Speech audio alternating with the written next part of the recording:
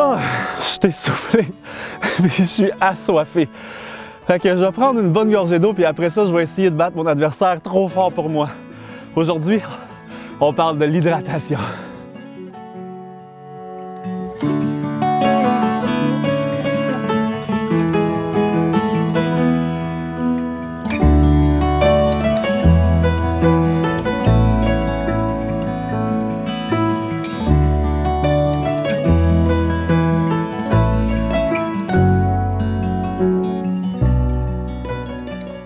Il y en a qui se sont mis à rire, je suis sûr, en me voyant, mais j'aurais aimé ça vous y voir, pas un adversaire facile.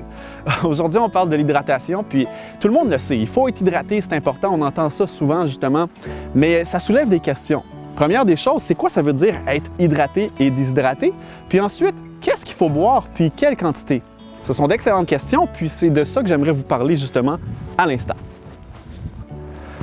Avant de vous parler de la quantité d'eau qu'il faut boire, c'est justement ça qu'il faut, boire de l'eau. Parce qu'il y a d'autres choses qu'on boit au quotidien, mais qui ne sont pas nécessairement en train de nous hydrater, même que ça fait l'effet contraire. Si on boit du café ou de l'alcool, par exemple, oui, c'est liquide, mais ça ne va pas vous hydrater, même ça va vous déshydrater. Donc, c'est le premier point qu'il faut faire attention. Un autre point maintenant qui est super important à comprendre, c'est que c'est quoi les signes de la déshydratation? On pense souvent à quelqu'un qui est en train de mourir de soif dans le désert, mais c'est pas juste ça.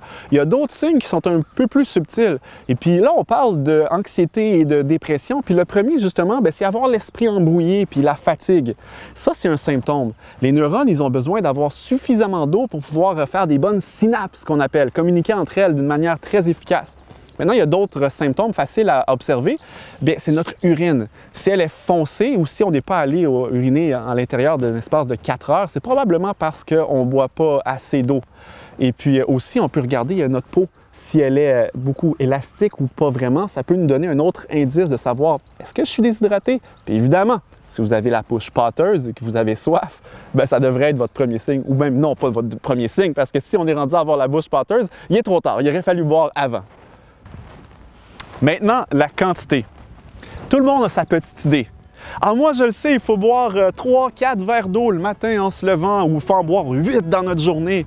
Puis il y a une autre personne qui va dire, moi, j'ai une bouteille, j'en bois à peu près toute la quantité chaque jour, puis c'est suffisant. Mais toutes les bouteilles ne sont pas d'un format égal.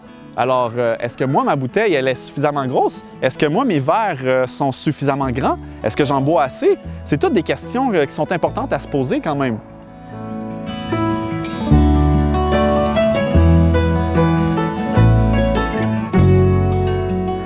Alors, on a tous les formats. Il y en a qui vont aimer avoir un verre comme ça, le remplir. Il y en a qui vont avoir une bouteille qui est un peu plus grosse comme ça. Il y en a qui vont peut-être exagérer un petit peu. Puis il y en a d'autres qui vont se dire « Ça, Monsieur Chanet, est-ce que je vais être correct pour le restant de la journée? »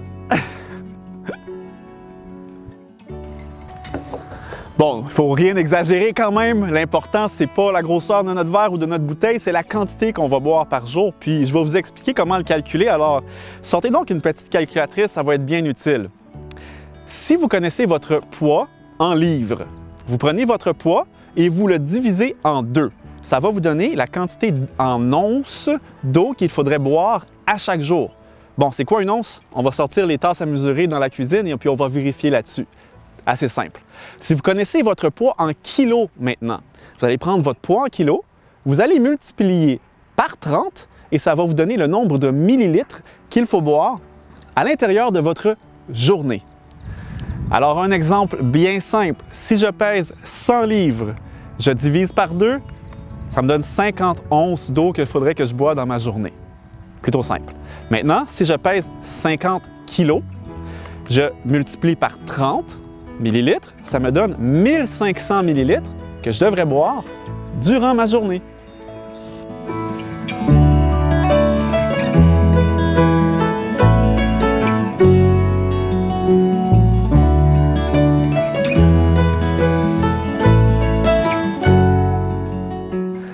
En conclusion, vous le savez comme moi, la vie peut parfois être un adversaire assez redoutable. Et surtout quand on vit avec l'anxiété ou la dépression. C'est pourquoi c'est d'autant plus important d'aller saisir les différents outils qu'on a à notre disposition. Puis aujourd'hui, on en a parlé d'un autre outil, l'hydratation. Puis vous savez maintenant la quantité d'eau qu'il faut boire et ça fait toute une différence. Je l'ai expérimenté au niveau de notre vigueur, notre énergie. Ça peut même nous éviter quelques crampes. Et puis maintenant, je vais essayer de prendre ma revanche équipé de mon outil sur mon petit adversaire redoutable.